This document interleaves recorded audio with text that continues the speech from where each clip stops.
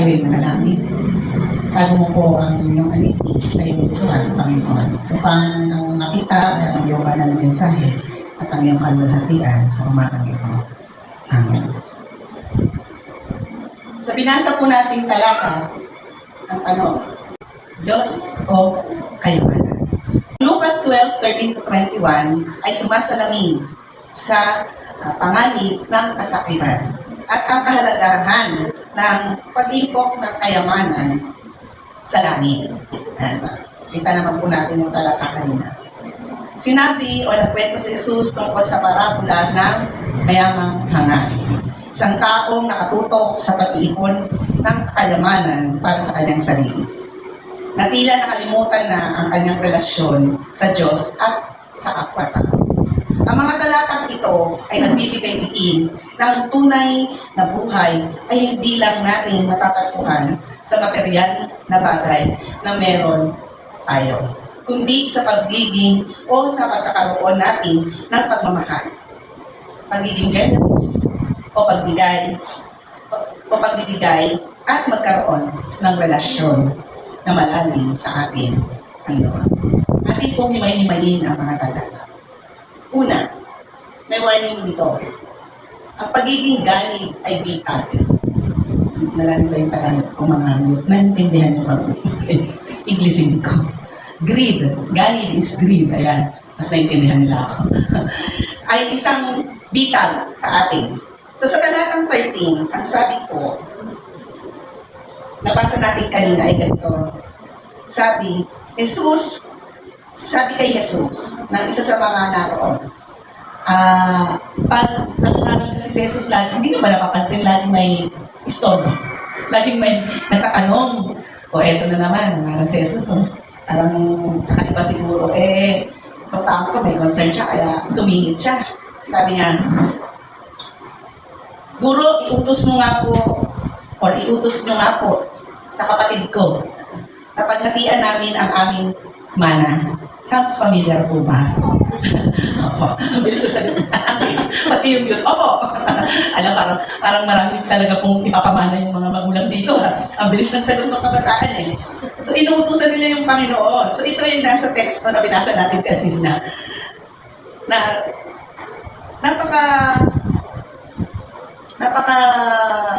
Paano ba natin siya sasabihin? Parang nasa kalagitnaan ng pangkaral ni Cristo, tapos ganyan sinabi niya. Inutusan niya talaga yung Panginoon. Panginoon, o Jesus, sabi mo nga dyan sa kapatid ko, ano na natin yung mana namin, paghatian na namin. Kasi siguro, at hindi lang sigurado po ito, yung lalaki pong nandun sa teksto na binasa natin, ito po yung nakababatang kapatid. Bakit? Kaya natin nalaman na yung nakababatang kapatid, marahil siya yung na-deprive dun sa inheritance. Malitang mana. Diba? Sa kaugalian po at sa kultura ng mga Hudyo, ang panganay na anak ang magmamana ng lahat ng kanyang o lahat ng kayamanan maiiwanan po ng ama. Ganyan po ang kultura ng mga Hudyo. Yung biyenan ko, gano'n eh. Naka-Old Testament pa yun eh. Kaya kung sino po yung panganay, siya buong compound yung pinamana niya. Kapalit eh. Kapalit siya yung panganay, whether it is lalaki o babae. Kinakabahan pa nga ako nung sinabi ng biyenan ko, baka biyenan kong lalaki. Kasi kung magiging baka ipamana dun sa panganay na lalaki. Oo, kasi diba, nung panahon naman po nung araw, ako na, hindi po nga kami hindi nga kami nabibilang mga babae ng araw. Pero yung biyenan ko naman po, yung malaking parte, binigay sa panganay. Yan. Ganun po kasi yung kultura, kaya makikita natin doon sa talata, malamang ito yung nakababatang kapatid. Kasi humihingi siya ng tulong sa Panginoon, na inutusan niya ang Panginoon na paghatian. Kaya tinanong niya yung kanyang hinaing kay Jesus tungkol sa mana. Siguro, mahanap siya ng justice doon sa inheritance. O maaari din paghihiganti. Kasi kung nandun yun sa kultura, diba po? And sabi ni Ate Jonah, narinig ko yung kay Esau at kay Jacob, niloko nila itong konsentidor ng nanay. Sige, suotin mo to. Yan. Kasi favorite si Jacob eh. Kaya yung kinaka, akala ni Isaac, siya Si Isa. Kaya napunta yung blessing. So, kultura po talaga yun. Normal po yun. So, imbis na mag-request kay Jesus na wise na tayo, itong nakababatang kapatid, inutusan na si Jesus sa nais niyang mangyari. Yan po yung, kung i-contextualize natin siya ngayon, yan po yung lagi natin sinasabi pag tayo, sa nananalangin. Hindi tayo nananalangin, inuutusan natin ng Diyos sa panalangin natin kung ano yung gustong makamit natin. So, minanalang din po pala natin yan. Tumagusan po natin. Kaya minsan din, ang tendencies natin, inuutusan natin ng Panginoon. Kaya ito, utusan niya si Jesus sa pangyayari. Pero ano po ang sagot ni Jesus sa verse 14? Sino ang naglagay sa akin bilang hukom o tagapaghati ng mana ninyo? So, ayaw na ni Jesus na mapasama pa siya sa pag-aaway ng magkapatid sa kanilang mana. Kaya, tinanggihan niya ito. Pagkos, nag-warning ang Panginoon. Anong sabi niya sa verse 15? Ganito, sinabi niya sa kanilang lahat, mag-ingat kayo sa lahat ng uri ng kasakiman, sapagkat ang buhay ng tao ay wala sa dami ng kanyang kayamanan. So, kung hindi tayo mayaman, hindi na maganda yung buhay natin. Hindi na tayo masaya. At sinabi din po niya yan, di ba? Kasama po yan sa sa Ten Commandments. Basahin ko po. Sa Exodus 20 verse 17, ito po ang sabi sa Old Testament, tinuro na yan, isinama na yan ng Panginoon sa Ten Commandments. Huwag mong pagnanasaang maangkin ang sambahayan ng iyong kapwa. Ang kanyang asawa, mga alitang lalaki o babae, mga baka, asno, o anumang pag-aari niya. Yung pagiging covetousness natin, gusto natin angkinin yung hindi para sa atin. O kaya mga anak, kung ano lang po yung ibigay sa atin ng magulang natin, tanggapin natin yun. Kasi yun yung pamana. Kaso sabi ng mga magulang, ay pastor, yun po, kung may ipapamana kami. Marami po ang ng pamana, hindi na po matagal. Tandaan niyo po yan. So, yun po yung warning ng Panginoon sa atin. So, anong sabi ni Jesus? Mag-ingat. Watch out.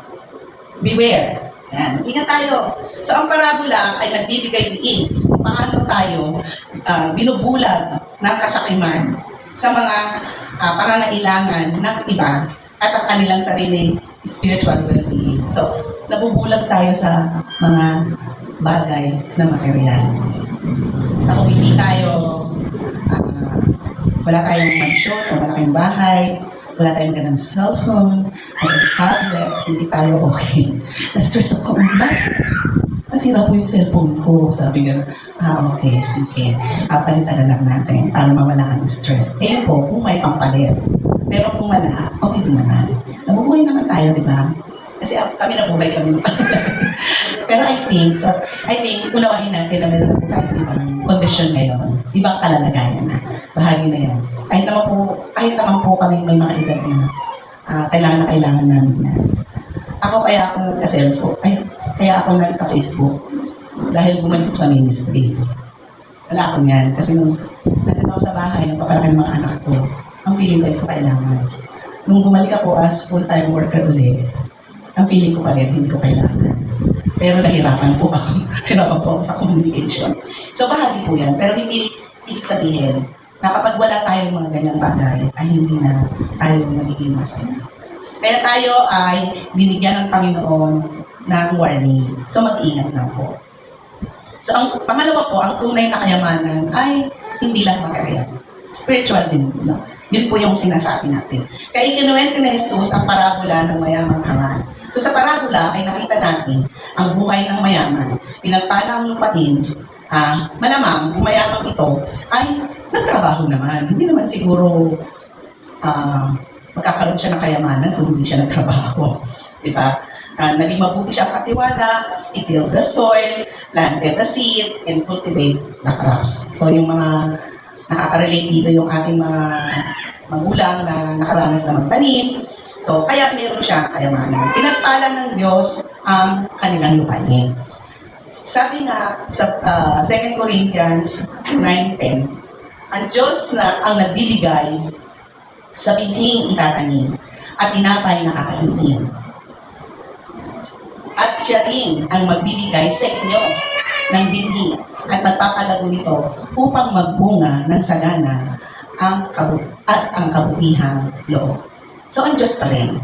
So, nandyan, bibigay ng Panginoon yan sa atin, tayo yung nag-cultivate. So, kung tayo ay magiging faithful at hindi natin iisip yung sarili lang natin, papapalain natin. Ngunit anong nangyari sa mga sumusunod na talata? Sa verse 17, mababasa natin na nagkaroon ng limitadong paglalagyan yung kanyang ani. So, ano ang kanyang naging solusyon? Sa verse 18 hanggang sa 19, ang kanyang solusyon ay di mabuti. Bakit? Nagkaroon siya ng construction plan. So, imbis na isipin niya na sana ay di pa mahagi. O, di ba? Inisip niya, kasi may construction plan siya. Kasi ano sinabi? May construction project. Sabi niya, pinagiba niya ang mga kamani. O, di ba? Sa mga talata. At nagtayo ng mas malaki. Nakita niyo dun sa mga talata, sa English, mababasa niyo, ako, magtatayo ako. Yan. Laging, I will tear down, I will store. O, diba sabi, magtatayo ako, mag-giibain ko. O, puro siya na. Tapos, my barn, yung aking kamali. O, sa kanya na naman, ang aking mga ani. O, kanya na naman. O, yan ang uso ngayon na, uso na pala nun yung, me, myself, and I. O, diba? Yun siya. Kasi, puro na lang sa kanya. Pati retirement niya, pinagplanuhan niya. Nung nabasa natin sa verse 19. Pagkatapos ay sasabihin ko sa aking sarili, marami ka nang naipon para sa mahabang panahon. Kaya, magpahinga ka na. Magpahinga ka na lamang. Kumain, uminom, at magpakasaya. Ayun, drink, eat, and be merry. Di ba? Naririnig natin na. Alam natin na hindi natatapos ang ating buhay, kagaya ng lagi natin binabasa sa ating statement of faith, diba? Na meron doon portion na tayo ay sumasampalataya sa buhay na hinaharap na may buhay at sa kabila ng kamatayan. Diba? Sumasampalataya tayo sa kabila ng buhay na ito. Meron pang buhay. So, hayahay na. Yun na yung gusto nung yung lalaki. Sabi niya, ang dami. So, yun yung kwento ng Panginoon sa parabola na puro sarili lang. It is appointed man to die once, and after that comes judgment. So, isang beses lang tayo mamamatay. At pagkatapos nito, may judgment na. So, sabi nga ng iba, mga katuruan, we will live once, pero kung Kristiyano tayo, mamamatay tayo isang beses, pero kung Kristiyano tayo, 2 beses tayo mapupuhay. Kasi after death, nananampalataya tayo. Kung meron tayong relasyon sa Panginoon, meron tayong buhay sa hinaharap. Pahali po yan ang binabasa natin sa ating statement of faith. Kaya ang parabolang ito ay nagpapakita ng paghahambing o pagkakaiba ng earthly possession. Kung ano yung pinopossess natin dito sa lupa. At saka yung eternal riches natin, yung ating kayamanan sa kabilang buhay, na matatagpuan sa inyong pagiging generous, mapagmahal, at matatag na pananampalataya. Sabi ko nga, kasi ay ng ay, sabi nga natin Jordan, ibig na nag-isip, yung pamahati. So, greediness. Pag sa estudyante, how can you compete without greediness? Healthy competition. Kaya maraming mga kabataan natin ang medyo pressure. Hindi ko na magiging yung stress. Kasi nai-stress ako dyan sa salitang stress na yan. Pressure sa maraming bagay. Kasi minsan, yung competition natin sa school, doon tayo nakafocus. Kailangan ganito, kailangan magaling ako. Dahil minsan din naman, tayo din naman mga nanay, may pressure din tayo sa ating mga anak. Kaya, ay na-achieve to ng nanay ko. Kaya, sasabihin, ay galingan mo anak. Kaya ka nga pinag-aaral, kami. At tayong mga magulang naman, hindi insist natin yung hindi natin naranasan. Insist natin ito sa mga anak natin. Hanggang sa pressure na ang ating mga anak. At nape-pressure na sila sa pag-aaral. O, diba? Imbis na ini-enjoy po nila. So, factor yan. Domino effect yan. O, para saan nga po ba? Sabi po ng anak ko once, ever since, hindi po namin sila pinapressure. Pero aminin ko po sa inyo, excellent po yung anak kong panganay. 2 beses po yung accelerated eh.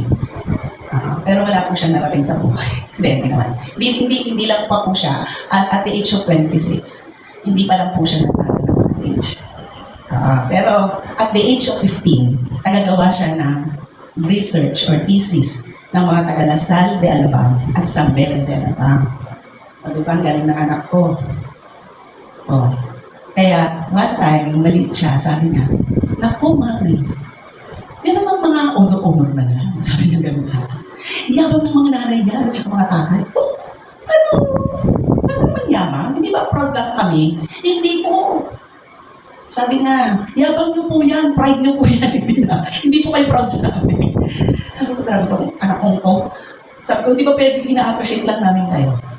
Pero na-realize ko, oo nga, lalo na po sa private school. Grabe po sa private school. Ang mga parents doon. Dahil mga professional karamihan eh. So, pagdating po ng 4th year high school ng anak ko, ayoko na dyan sa private school.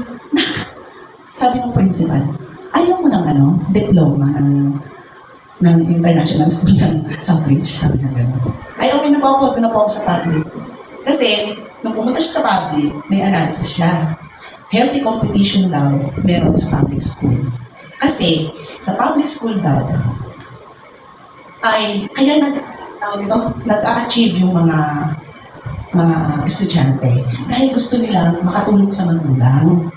Unlike sa private, it's more on pride. Kasi talagang competition. Kumbaga, away kung away kapag nasa competition kayo, wala akong pakialam, I will did my best or do my best.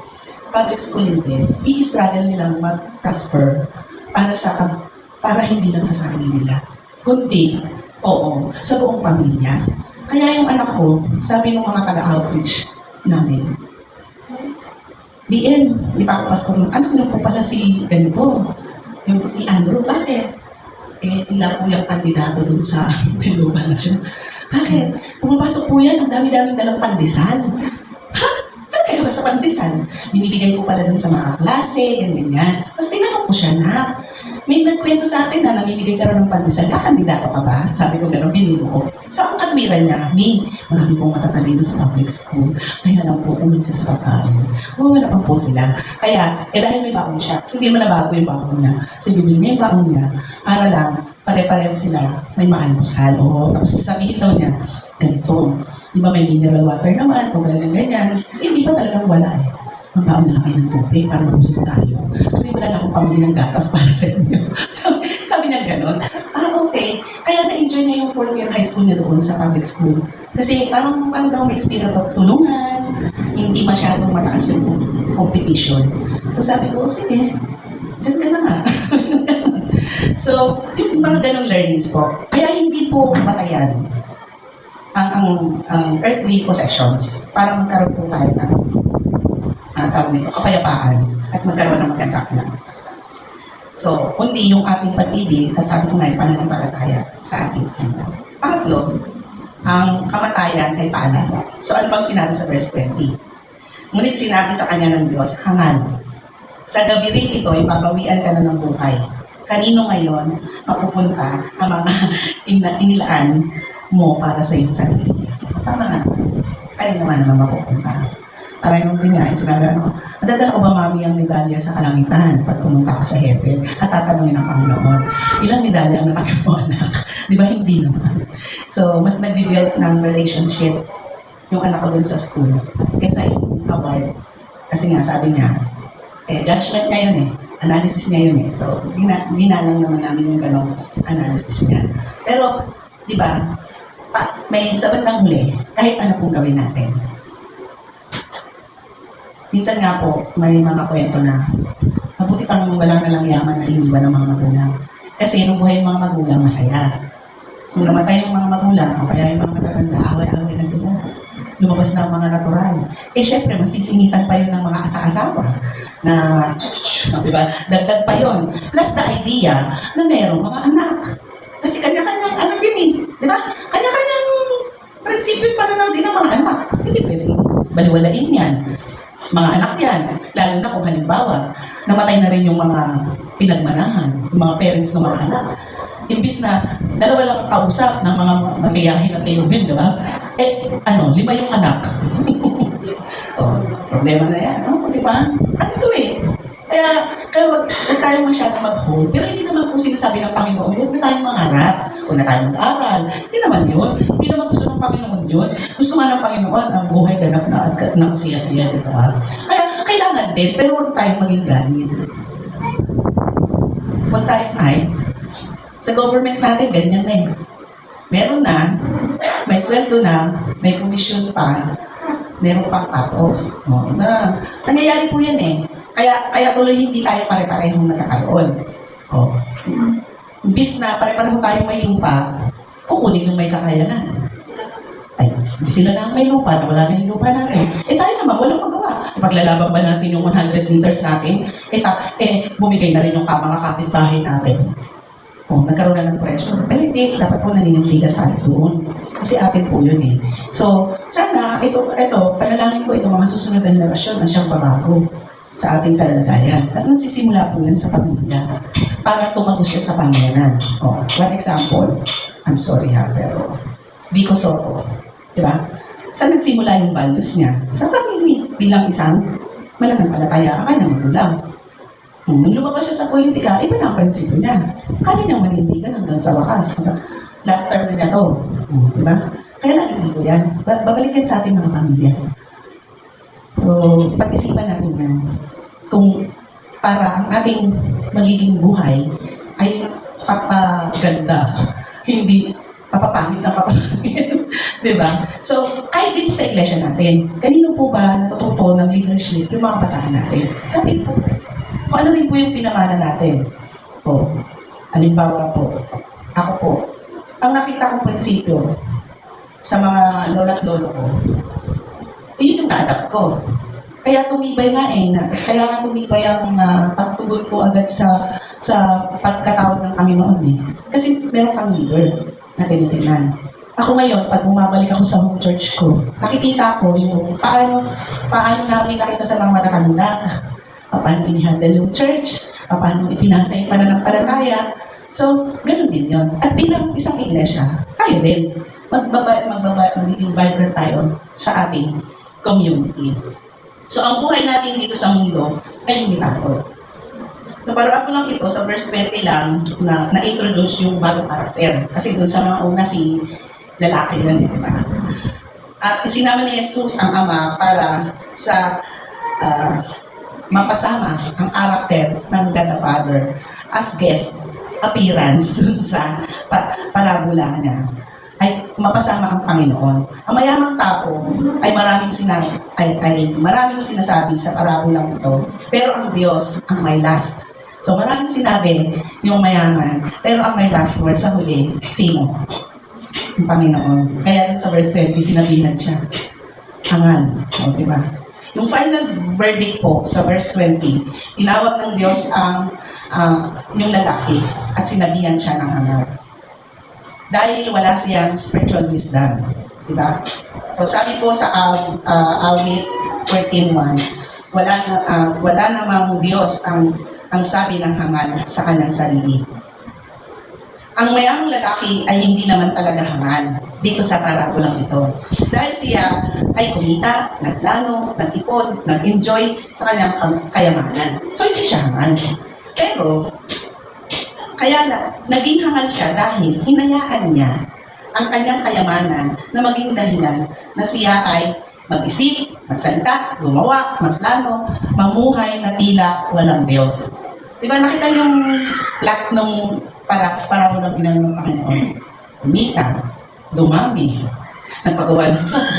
Tapos ngayon, tayo na, magpakasaya na lang. O, diba? So, hindi siya man. Kaya lang, namuhay siya na parang wala ng Diyos. Hindi na yan, kahit yung kapwa niya, hindi na nga inalala. Paano mo lang i-share yung saksakong bigas sa kapag-bakay. Inilagay niya pa. Sana sinabi na lang na kaya nga dapat, sabi nga sa humingi na lang sana siya ng wisdom sa Panginoon kung paano gagawin niya dun sa sobra. Pero hindi eh. Parang mga iba lang dyan, nakakuha na ng malaking lupa, nakapagpagawa na ng mall. Gusto pa ito sa hanggang ito pa, at ito pa, hanggang meron na silang city. Yan. So, ang parabolang ito ay isang kwento na babaga. Maaari kang maging matalino sa harapan ng tao, pero hangal ka sa harapan ng Diyos. Maaaring mayaman ka sa tingin ng mga tao, pero mahirap ka sa harapan ng Diyos. Maaaring tagumpay ka para sa mga tao, pero talunan ka sa harap ng Diyos. Kaya paalala ang kamatayan na kahit anong gawin natin, tayo ay mamamatay.